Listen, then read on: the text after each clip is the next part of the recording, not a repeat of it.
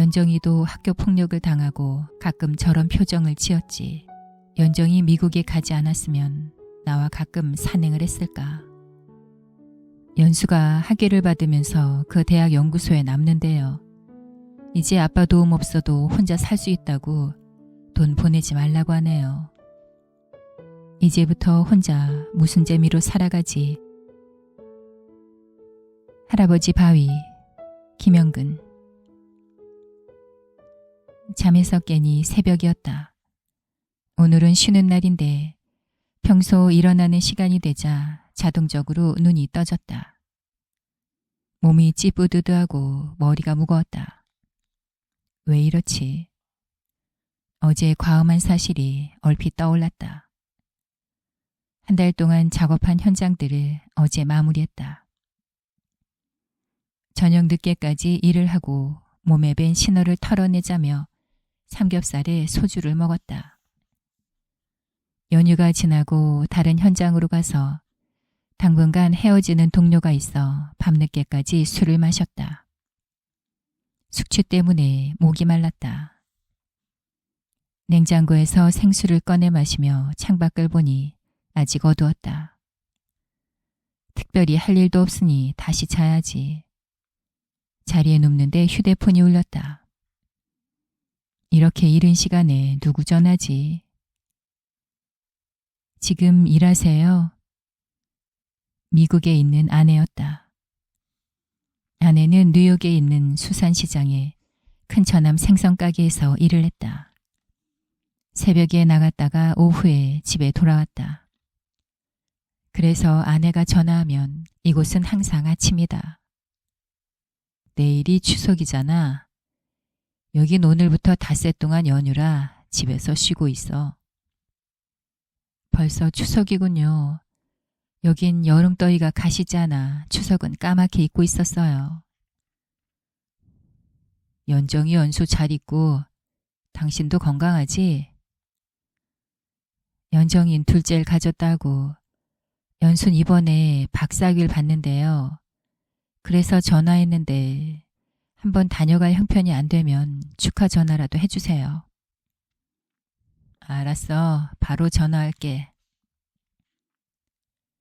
시집간 연정인 사위와 사이가 좋은 것 같고 연수는 공부하기 힘들다더니 이제 박사학위를 받는다니 잘된 일이다. 연수가 학위를 받으면서 그 대학 연구소에 남는데요. 이제 아빠 도움 없어도 혼자 살 수 있다고 돈 보내지 말라고 하네요. 둘째 딸이 박사가 되고 연구소에서 계속 일하게 되어 경사스러운 일이다. 그러나 품의 자식들이 이제 다 떠나갔다는 허전한 느낌이 들었다. 딸들 학비를 보내려고 위험한 일도 마다치 않았는데 이제 아빠로서 역할은 끝났나. 머릿속이 멍해지며 아무 생각도 나지 않았다. 여보, 듣고 있어요? 응. 둘째가 초등학교 졸업하고 떠난 때가 엊그제 같은데 이제 박사가 된다니 놀라서 말을 못하겠어. 연구소로 가면 꽤 많은 연봉을 받는데요. 이제부터 엄마 아빠한테 잘하겠다지만 말만 들어도 고맙다고 했어요. 실제로 살다 보면 뜻하지 않은 일이 생기니 엄마 아빠 걱정하지 말고 네 앞길이나 잘 챙기라고 했어요. 난 아내와 통화를 어떻게 끝내는지 잘 기억나지 않았다. 잠이 달아나고 둘째 딸마저 품에서 떠났다는 상실감이 밀려들었다. 이제부터 혼자 무슨 재미로 살아가지 하는 허탈한 생각이 들며 이대로 집에 혼자 우두커니 연휴를 보내는 것이 숨이 막히고 답답했다. 무엇을 하며 닷새를 보내지. 산에 나가서 머리를 식혀야지. 9시가 되자 바로 K 산악회에 전화를 했다. 산악회에서는 추석날 밤에 출발하는 1박 3일 지리산 종주와 일요일에 떠나는 오대산 산행이 있는데 지리산 종주는 한 좌석 남아있다고 했다.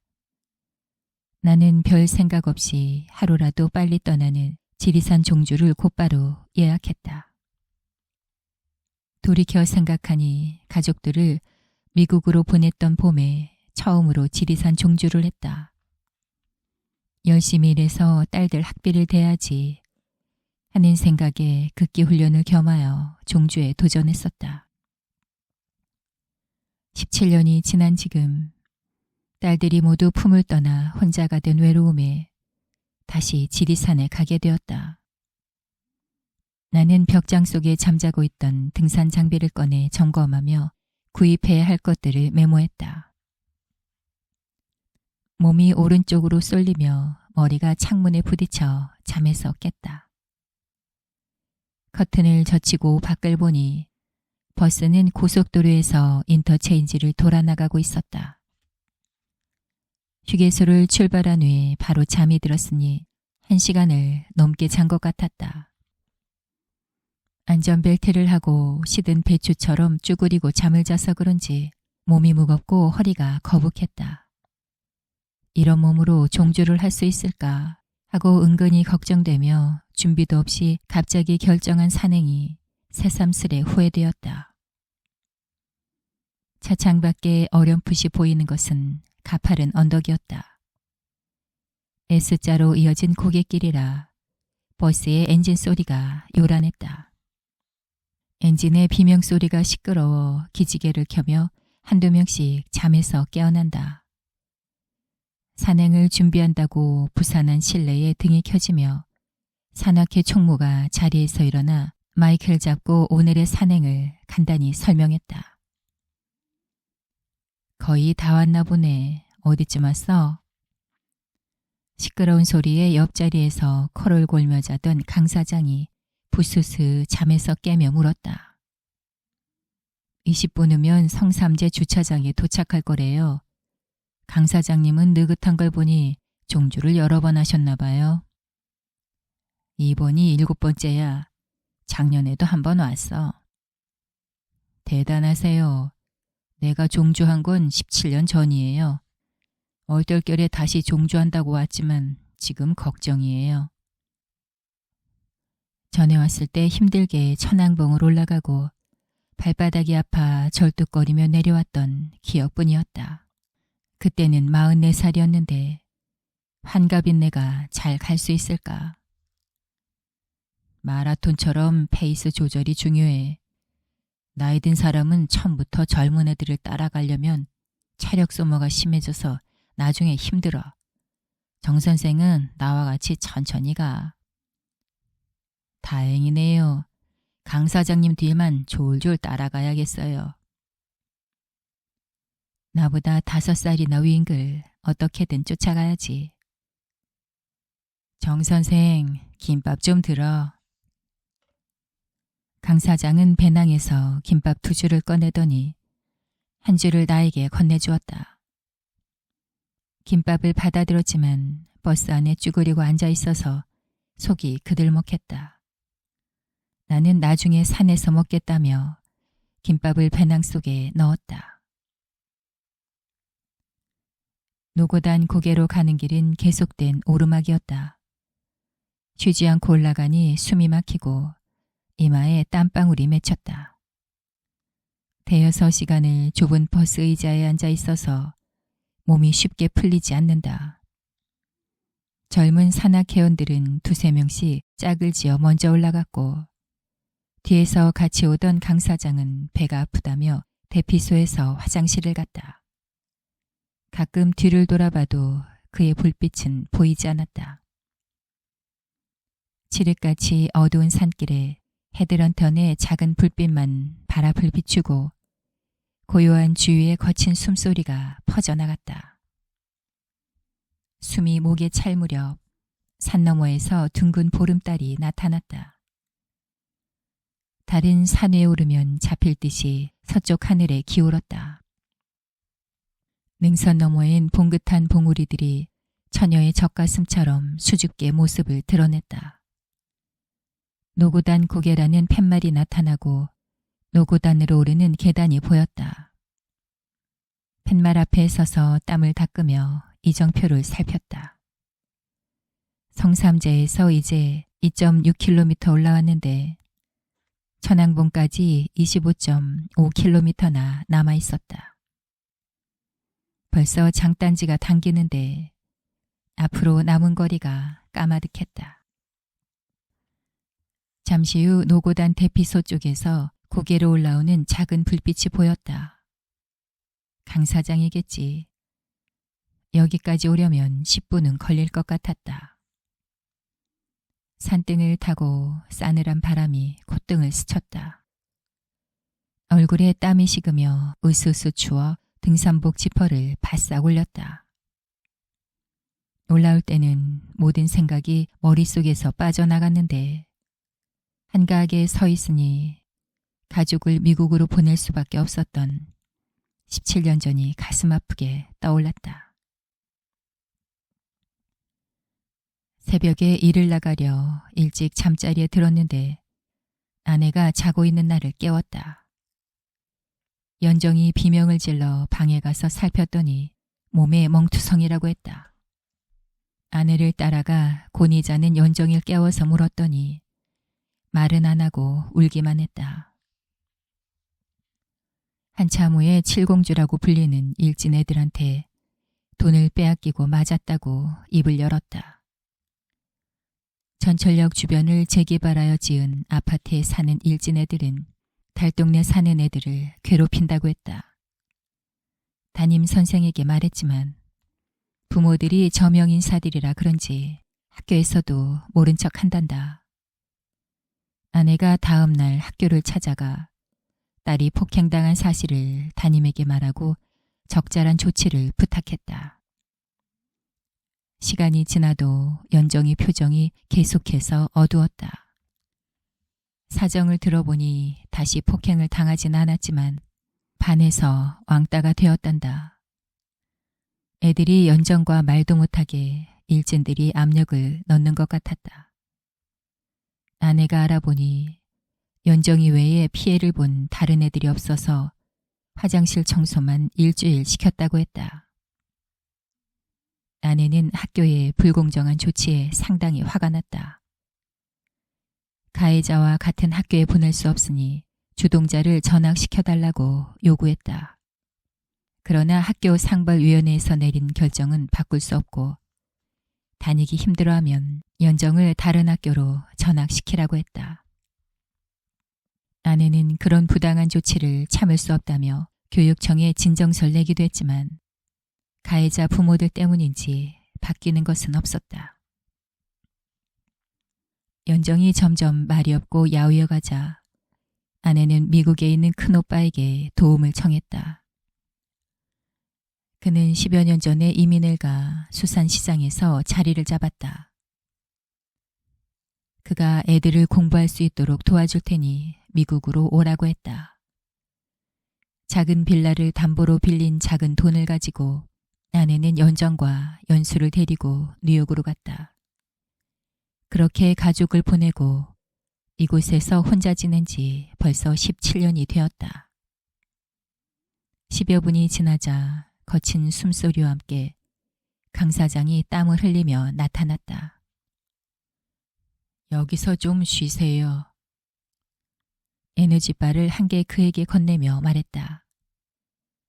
아이고 힘들어. 저녁에 가게에 갔다가 시간이 없어 급하게 사 먹은 순댓국이 얹힌 것 같아. 설설하고 났더니 기운이 하나도 없네. 추석날에도 장사라세요? 냉면 가게인데 큰 육수통에 구멍 나서 들통이 필요하다고 사정사정에 할 수 없이 나갔지. 자영업자들이 힘들다고 하는데 사장님 주방기구 가게는 장사가 잘 되나 봐요. 예년만 못해. 전엔 창업하는 업소들이 많아 추석 당일만 쉬었는데 금년은 손님이 없어서 연휴 내내 문을 닫아. 정 선생 하는 일은 어때? 전에는 큰 동살 도금 맡아서 했는데 나이가 들어 작은 현장만 맡아서 해요. 전에는 고층 아파트 외벽 칠과 유리창 코킹, 고층 건물 유리창 청소 등 일당이 많은 일을 맡아서 했다. 나이가 드니 높은 곳에 올라가면 자신감이 떨어졌다. 그러다가 5년 전에 사고를 당할 뻔했던 아찔한 순간이 있은 후에 위험한 일은 피하고 작은 건축 현장을 맡거나 쉬운 곳에서 난리를 했다. 삼도봉에 오르자 삼각불 형태의 표지석이 보였다. 삼각불은 전라북도, 전라남도, 경상남도의 세 방향을 표시했다. 앞으로 갈 천왕봉의 방향을 살피는데 숨을 헐떡이며 올라온 강 사장은 표지석 옆에 주저앉으며 여기서 쉬면서 일출을 보자고 했다. 정상에서 해가 뜨는 방향은 탁 트인 드넓은 공간에 뽀얀 우윳빛깔의 구름이 바다처럼 깔려 있었다. 운해를 뚫고 고개를 내민 작은 봉우리들은 한지에 그린 동양화처럼 보였다. 운해 너머 먼 산의 능선에 노란 빛을 띠는 곳이 있었다. 저곳에서 해가 뜨겠지. 시간이 지나며 검은 하늘이 푸른 빛으로 밝아지고 능선 위가 노란색에서 진홍색으로 서서히 변했다. 강 사장은 두 손을 모아 해가 뜨는 곳을 향해 합장을 했다. 나도 두 손을 모았다. 난 무엇을 빌지? 아내가 한국으로 돌아오라고 빌까? 하고 망설이는데 시뻘건 해가 능선 위로 고개를 내밀었다. 그 순간 난 미국에 있는 가족들이 건강하게 지내기를 빌었다. 미국에 있는 가족을 생각하니 가슴이 울컥하며 갑자기 눈앞이 흐려졌다. 산 위로 올라온 해는 붉은 햇살을 내뿜었다. 햇살이 나무와 바위에 부딪히며 세상을 붉게 물들였다. 해가 산 위로 오르자 주위가 밝아지며 붉은 빛은 사라졌다. 떠오른 해와 함께 불어온 바람이 산허리를 휘어감은 구름을 밀어내 봉우리들이 모습을 드러냈다. 산에서 보는 일출은 주위 풍경을 순간순간 변화시켜 보는 사람을 신비롭게 만들었다. 빌딩 사이로 떠오르는 해와는 전혀 다른 느낌이었다. 5년 전 고층 빌딩 현장에서 외벽에 크랙을 메우는 작업을 하며 아내의 전화를 받았다. 큰딸이 유택의 미국인과 결혼한다는 뜻밖의 전화였다. 결혼식은 본인들이 알아서 준비한다며 날짜가 정해지면 그때 미국으로 오라고 했다. 그동안 딸이 대학을 졸업하면 한국으로 돌아오겠지 라고 생각했는데 그곳에서 결혼한다는 갑작스런 소식에 숨이 막히며 가슴이 먹먹해졌다. 전화를 받는 사이 같이 일하는 동료는 벌써 한참 밑에서 작업을 하고 있었다. 오늘 작업량이 많아 나도 달비개에 앉아 서둘러 일을 시작했다. 발을 빠르게 구르며 옆으로 가서 외벽에 생긴 크랙에 크랙 전용 퍼터로 부지런히 메웠다. 조급한 작업 중에도 머릿속에는 딸에 대한 섭섭함이 가득했다. 건물 끝에 긴 크랙이 보였다.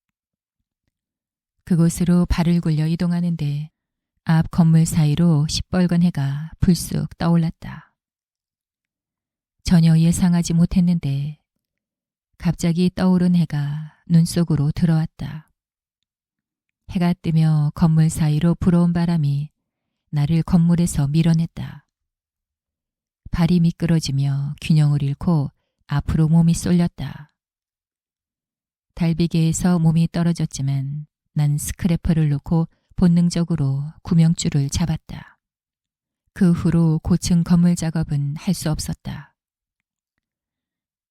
새벽부터 걸었더니 출출하여 강 사장이 준 김밥을 꺼냈다.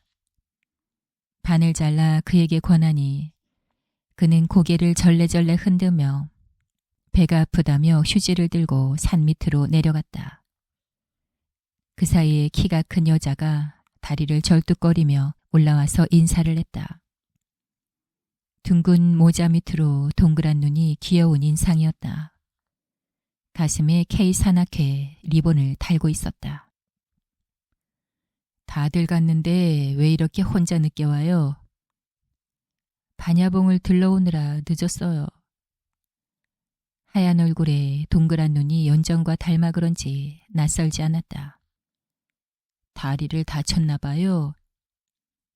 반야봉에서 급하게 내려오다 낙엽에 미끄러졌어요. 금년 봄에 치악산에선 선생님 도움으로 괜찮았는데 3월 중순에 산악회를 따라 치악산을 갔다.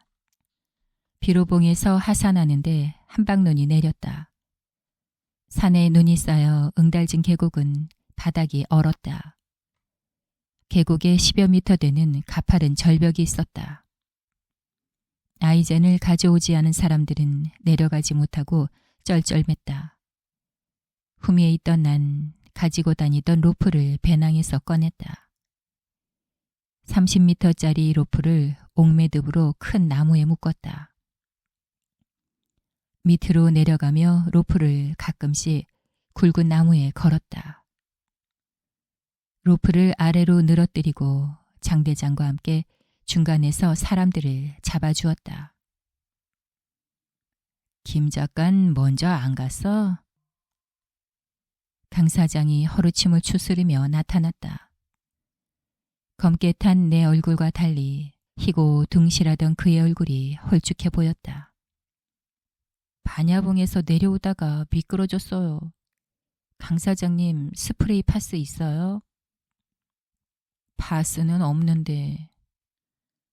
연재하던 웹툰 끝내고 재충전하려고 쫓아왔는데 다리를 뼈서 앞으로 산행이 걱정이에요. 배낭에서 무거운 건 빼요. 내가 들어줄게. 나는 그녀가 준 화장품 가방을 받아 배낭에 넣고 땀이 식기 전에 가야 한다고 발걸음을 재촉했다. 연하천 대피소에 도착하자 회원들은 떠나고 장대장만 남아서 우리를 기다렸다. 장대장은 야외 식탁에 앉아서 우리를 보고 반갑게 손을 흔들었다. 사고가 났나 걱정했어요. 김 작가는 반야봉으로 갈 땐 쌩쌩했잖아. 그는 코펠에 라면을 넣으며 말했다. 강 사장님 배탈 나고 전 낙엽에 미끄러져 오른발 뼈어요. 정 선생님이 제 짐 들고 오느라 힘들었어요. 장 대장은 배낭에서 스프레이 파스와 붕대를 꺼내 그녀에게 건넸다. 그녀가 양말을 벗자 봉숭아 뼈 부분이 부어 있었다. 그녀는 부은 주위에 파스를 듬뿍 뿌렸다. 많이 부었네. 계속 갈 수 있겠어? 그녀의 발을 본 장 대장이 걱정되어 물었다. 파스 뿌리니 시원해요. 붕대로 감으면 괜찮을 것 같은데. 그녀는 부은 부분을 붕대로 감싸며 말했다. 여기서 하산해서 함양으로 내려가도 추석 연휴라 오늘 중에 서울로 올라가는 버스를 타긴 힘들 거야. 걸을 수만 있으면 세석 대피소까지 천천히 같이 가. 장 대장의 말에 그녀는 대피소 마당을 이리저리 걸으며 손가락으로 동그라미를 그렸다. 그 사이에 라면이 먹기 좋게 끓고 있었다.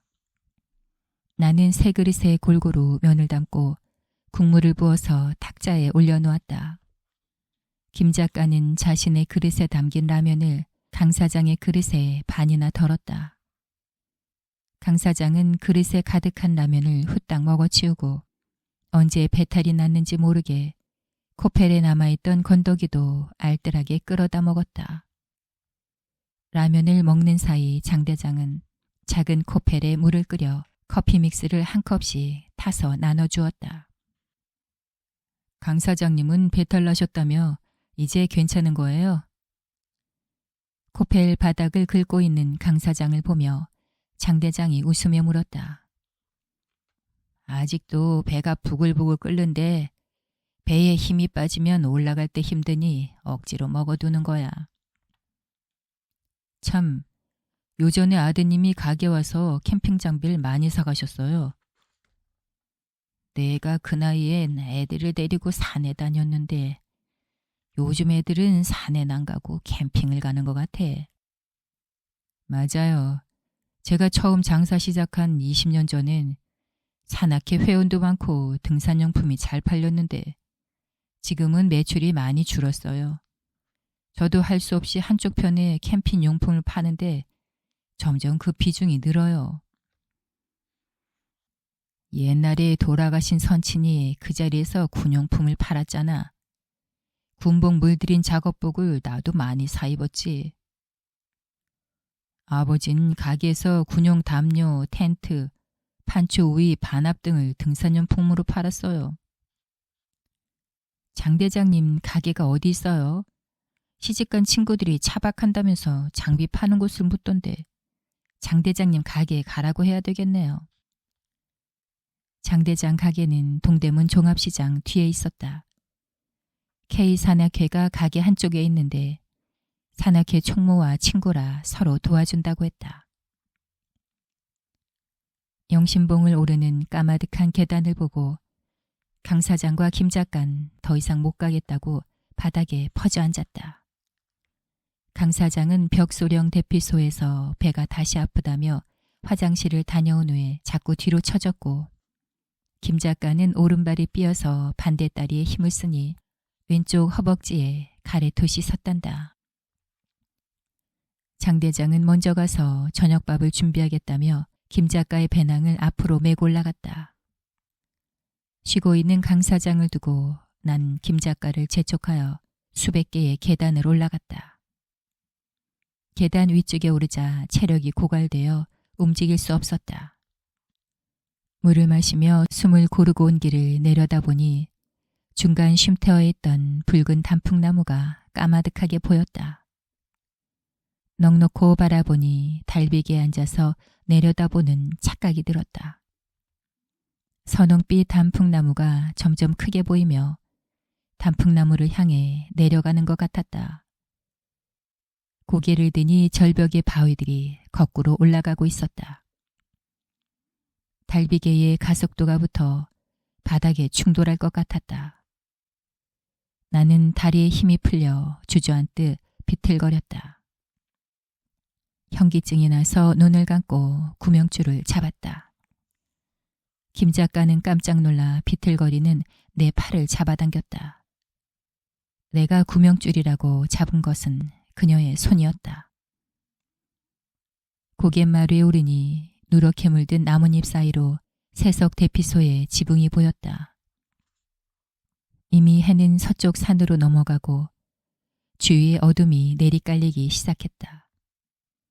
강 사장이 걱정되어 돌아보아도 보이지 않았다. 내려가는 길도 힘든지 조심스럽게 스틱을 짚는 김 작가는 지친 표정이었다. 대피소에 도착하자 장 대장은 야외 식탁에서 김치찌개에 햄을 썰어 넣고 있었다. 김치찌개 냄새와 짜글짜글 찌개가 끓는 소리에 입속에서 군침이 돌았다. 나는 배낭에서 코페를 꺼내 마트에서 사온 부대찌개 밀키트를 넣고 물을 부은 다음 부탄가스 버너에 올려놓았다. 그 사이 김 작가는 즉석밥을 4개 사서 전자레인지에 돌려왔다. 김치찌개가 잘 익을 무렵 강 사장도 기진맥진해서 식탁으로 다가왔다. 김치찌개에 술 한 잔씩 하세요. 장 대장은 대피소에서 술을 마시면 벌금이라며 생수병에 가지고 온 소주를 물처럼 큰 종이컵에 나누어 따랐다. 종이컵에 술을 조금 들이마시자 빈 뱃속으로 짜르르 하며 내려갔다. 수분이 빠진 자리에 알코올이 채워지며 몸이 나른해지며 취기가 올라왔다. 김 작가도 한잔해. 술 기운이 있어야 잘 수 있어. 대피시라는 땀 냄새도 나고 코 고는 사람도 있어. 대장님은 내 배낭까지 들고 오느라 힘들었죠. 그녀는 미안한 표정을 지으며 술을 들이켰다. 후미를 맡으면 가끔씩 그런 일이 있어. 금년 겨울에 설악산에서 혼난 거에 비하면 아무것도 아니야. 남자 회원이 훈련을 시킨다며 고등학생 아들을 데리고 왔는데 학생이 입은 청바지가 뻣뻣하게 얼었어. 설악폭포에서 발을 올릴 수가 없어 산행을 포기하고 같이 하산했어.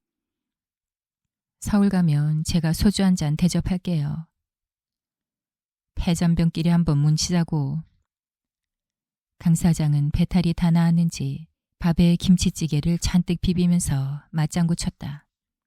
나도 술잔을 비우며 고개를 끄덕였다.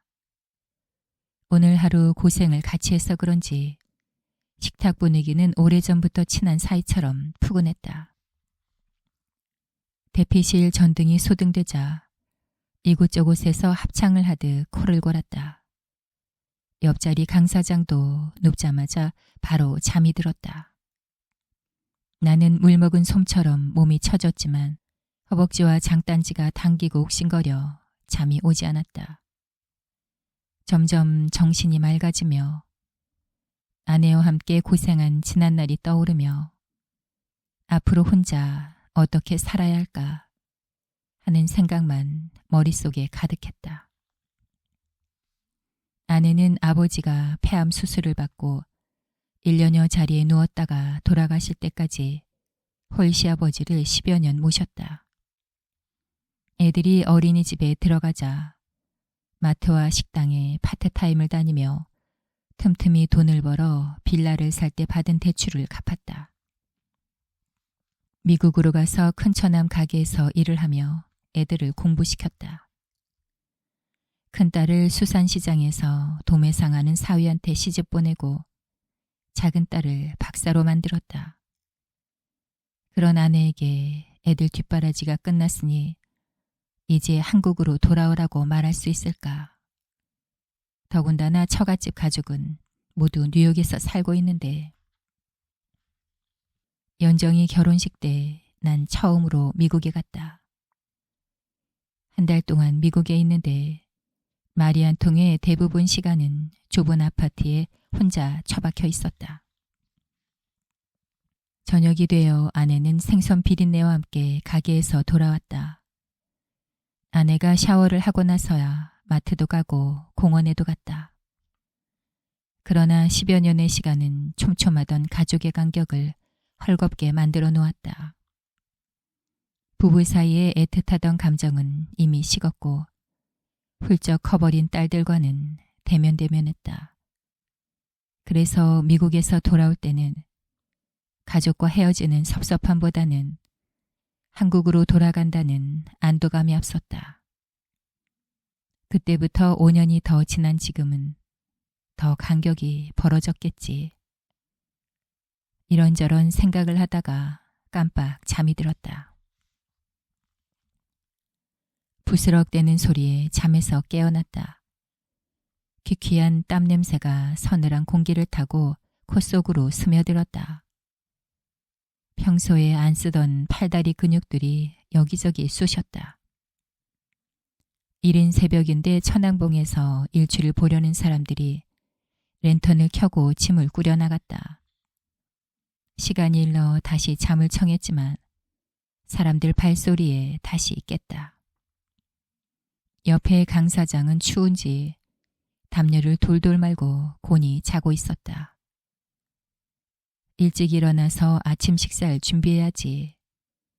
난 자리에서 일어나 배낭을 챙겨 밖으로 나왔다. 대피소 밖에는 두세 명씩 짝을 지어 산행을 시작하는 사람들로 어수선한 분위기였다. 나는 빈 물통을 꺼내 샘터로 가서 식수를 받아왔다. 빈 식탁을 차지하고 코펠에 물을 담은 후에 가스버너에 불을 붙였다. 그리고 집에서 송송 썰어온 김치를 비닐에서 꺼내 코펠에 다 쏟아 넣었다. 끓는 김칫국에 누룽지를 넣고 있는데 장 대장이 배낭을 들고 식탁으로 왔다. 그는 키는 작지만 땅땅한 체격이고 자고 나니 바로 체력을 회복한 것 같았다. 그는 펄펄 끓는 코펠에 어제 남은 밥을 집어넣었다. 김치죽이 될 무렵에 강 사장과 김 작가가 동시에 식탁으로 왔다. 강 사장은 부스스하게 보였는데 김 작가는 말끔한 얼굴이었다. 어서 와요. 김칫국 끓여놨어요. 큰 코펠에 하나 가득 끓여놓은 김치죽 때문에 난 은근히 걱정했는데 4명이 먹으면 적당할 것 같았다. 칼칼한 걸 먹고 싶었는데 잘 됐네요. 강 사장은 식탐이 있는 것 같았다. 어제 배탈이 난 걸 잊었는지 김치죽이라는 말을 듣고 바로 식탁에 앉았다. 젊은 제가 일찍 나와 아침밥 준비했어야 했는데 어른들이 준비한 걸 면목이 없습니다. 김 작가는 머쓱한 표정을 지으며 배낭에서 숟가락을 꺼냈다. 나는 코펠에 불을 끄고 김치죽을 4그릇으로 나누어 펐다. 김 작가, 발목은 어때? 장 대장은 그녀의 발목이 걱정되는 것 같았다. 밤새 발목에서 열나고 쑤셔 새벽에 잠들었어요. 지금은 붓기가 좀 내리고 통증은 좀 멈췄는데 천왕봉 오르는 건 무리인 것 같아요. 그러면 여기서 거림으로 하산해. 하산길이 가파르지 않아서 천천히 걸어도 2시간이면 내려가. 내대리 정류장 가면 하루에 4차례 중산리로 오는 버스가 있어. 강 사장님은 어떠세요? 내 사전에 중도 포기는 없어. 장 대장은 김 작가 혼자 하산하는 게 걱정스러워 강 사장에게 묻는 것 같았다. 내 대리. 어렸을 때 어렴풋이 아버지한테 들어본 것 같은 지명이었다. 이번 기회에 그곳에 가볼까? 종줄 못하면 어때? 혼자 연휴를 보내는 게 무료해서 따라온 건데 내가 김 작가와 함께 내려가는 것도 괜찮겠지. 내가 김 작가와 같이 여기서 하산할게요. 선생님, 그럴 필요 없어요. 저 혼자서도 갈 수 있어요. 그녀는 손사래를 치며 만류했다.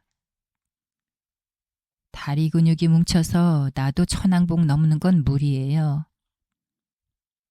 김 작가 혼자 보내는 게 마음에 안 놓였는데 그러면 다행이에요. 점심 식사는 중산리 지리산 산채식당으로 와서 드시면 돼요. 산채 비빔밥 예약해놨어요. 장 대장은 배낭에서 지리산 정밀 지도를 꺼내 손으로 짚어가며 코스를 설명했다. 나는 지도를 끌어다 거린 탐방소로 내려가는 길을 훑어보았다. 그곳에 내대리라는 지명이 눈에 들어왔다. 아버지가 술을 드시면 내대리 계곡에서 놀던 어린 시절 얘기를 자주해 귀에 익었다.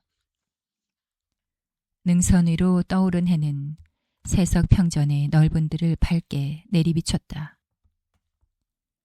파란 하늘엔 깃털구름이 한가로이 떠있고 들판은 철쭉꿀락이 누렇게 물들었다. 납작한 돌이 깔린 길가엔 구절초, 쑥부쟁이가 여기저기 피어 있었다. 계곡에는 철이 지난 원추리에 노란 꽃도 하나둘씩 보였다. 척박한 땅에도 잘 자라는 쑥부쟁이와 달리 습한 계곡에서만 자라는 원추리는 연정과 같다는 생각이 들었다. 학교 폭력을 당한 기억 때문에 연정인 한국으로 돌아오지 않고 미국인과 결혼을 택했을까? 나란히 옆에서 걷는 김 작가의 스틱 소리가 점점 둔탁해지며 숨소리도 점점 거칠어졌다. 다리 통증을 참느라 입술을 악무는 모습이 연정과 흡사했다. 연정이도 학교 폭력을 당하고 가끔 저런 표정을 지었지. 연정이 미국에 가지 않았으면 나와 가끔 산행을 했을까? 나는 고개를 가로저었다. 연정이가 떠난 다음에 학교 폭력에 시달린 학생이 자살을 했다. 미국으로 보내지 않았으면 연정이도 견디지 못했겠지. 시간도 이른데 여기서 좀 쉬어요. 세석교를 지나 지리산의 남부 능선이 보이는 전망대에서 나는 배낭을 벗으며 쉬어가자고 말했다. 눈앞에 1000m가 넘는 봉우리들과 능선이 가로질러 있었다. 지리산 남부능선과 거림은 처음 보는데 지리산 공비들이 활동한 거대한 숲이라는 이름이 걸맞은 지역인 것 같아요. 콧등에 구슬 같은 땀이 송골송골 맺혀있는 그녀는 남부능선이 그려진 간판에서 봉우리들을 짚어보며 말했다. 저곳에서 공비들이 활동했군요. 아버지 고향이 산청이에요. 6.25 전쟁 때 12살 된 아버지를 서울로 올려보내고 할아버지는 할머니와 어린 삼촌과 곰을 데리고 산으로 피신했다가 전부 돌아가셨대요. 낮엔 토벌대가 장악하고 밤이 되면 공비세상이라 선량한 주민들이 많이 죽었다고 해요. 민주화된 다음에 그때 사건을 소재로 한 글이 많이 나왔어요. 그때 이야기를 보면 가슴 아픈 사건들이 참 많은 것 같아요. 그래서 여기 철쭉이 더 핏빛으로 핀단 말이 있어요. 거림골과 남부능선은 그때의 아픈 상처를 감추려는지 나무들이 무성하게 들어차 골짜기마다 푸르름이 가득했다. 70여 년 전 어느 골짜기에서 생을 마감했을 선친들을 생각하니 난 마음이 숙연해졌다. 산청에 북한군이 들어오자 할아버지는 산으로 피신했다. 나이가 어리지만 체격이 컸던 아버진 집에 있다가 북한군에 잡혀갔다.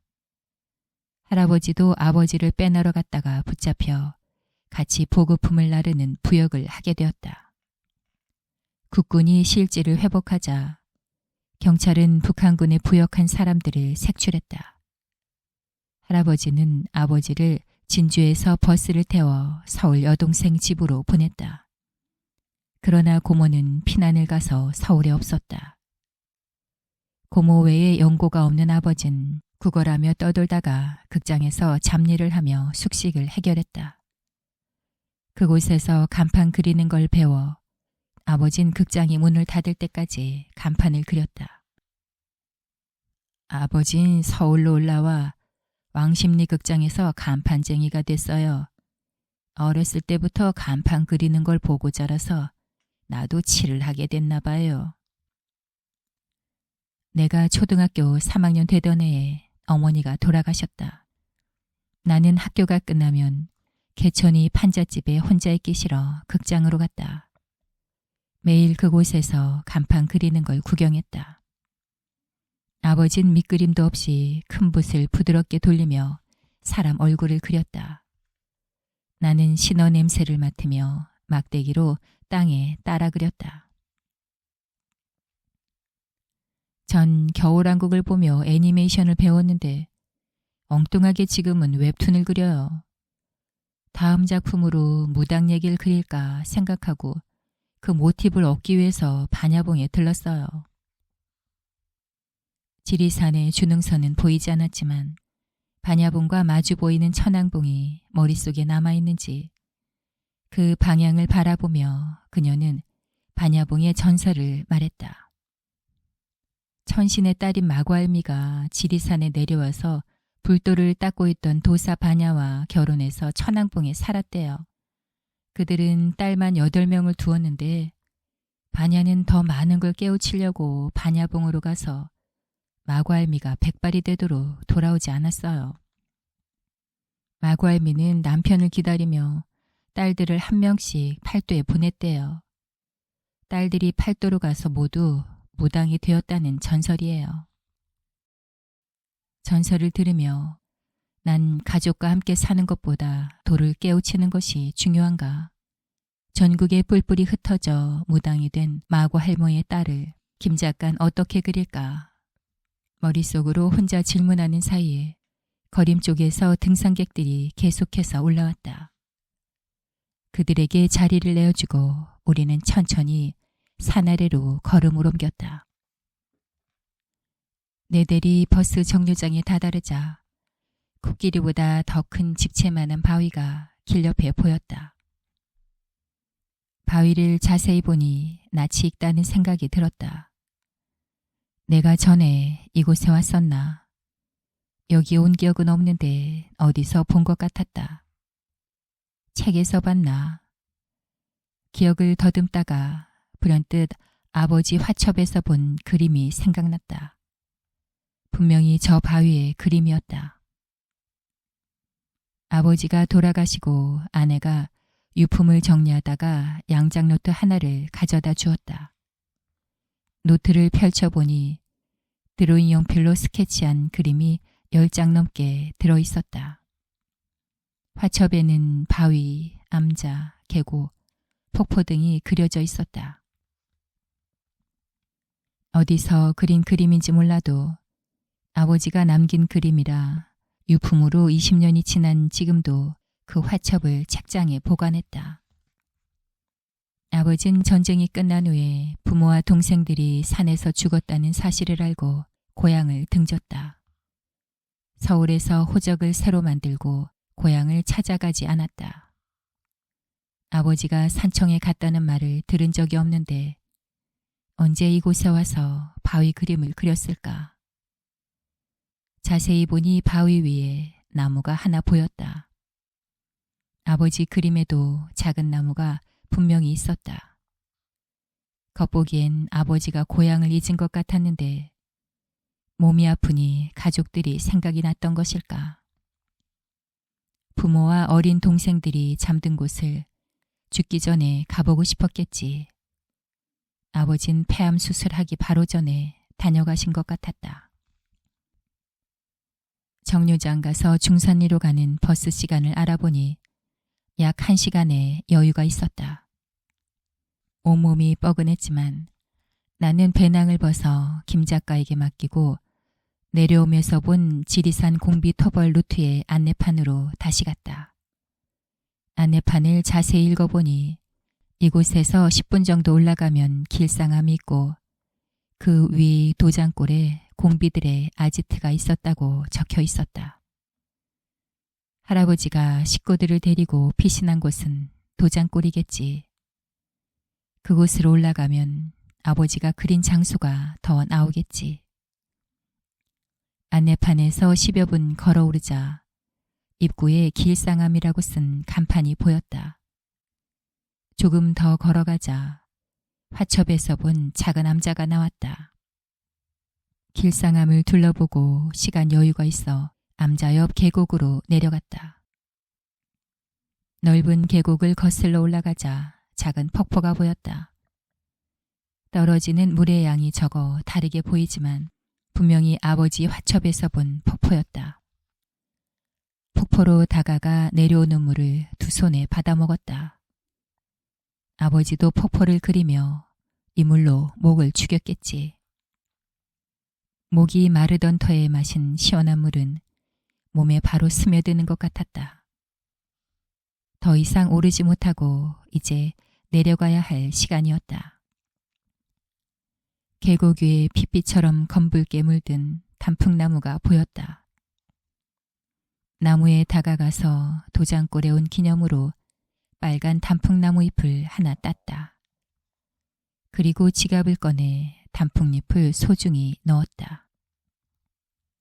집에 가면 도장골 단풍나무 잎이라고 아버지께 말하며 화첩에 넣어드려야지. 바위가 보이는 곳까지 내려와서 걸음을 멈추고 지리산을 돌아보았다. 파란 하늘 밑으로 넓게 펼쳐진 지리산이 어머니 품과 같이 풍성하게 보였다. 누렇게 물든 봉우리들이 거대해 보였지만 앞에 보이는 바위도 지리산을 마주보며 기죽지 않고 당당하게 서 있었다. 그 당시 아버진 우뚝 솟은 바위를 보고 할아버지 마음을 느낀 것이 아닐까. 오래전 바위를 그리던 아버지 모습을 상상하니 가슴이 먹먹해졌다. 어떻게 하든지 아버지만큼은 지키고 싶었던 할아버지의 어려운 결정을 저 바위를 통해 나도 이제 알 것 같았다. 화첩에서 본 바위 그림은 예전에 아버지가 그린 그림들과 조금 다르다는 걸 비로소 알아차렸다. 간판을 그린 아버진 모든 선을 한 번의 획으로 단숨에 그렸다.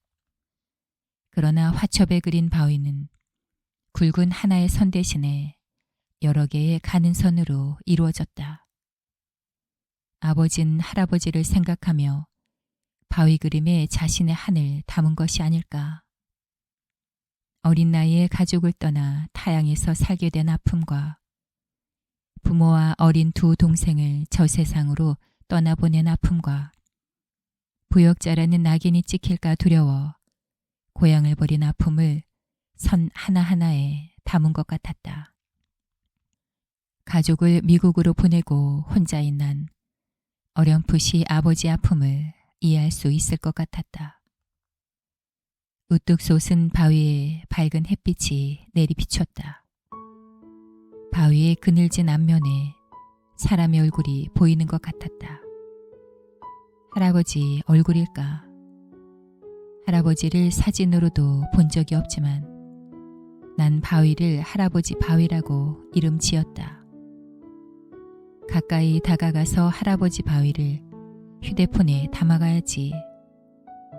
근육이 뭉쳐서 다리가 조금 당겼지만 바위로 향하는 발걸음은 가벼웠다.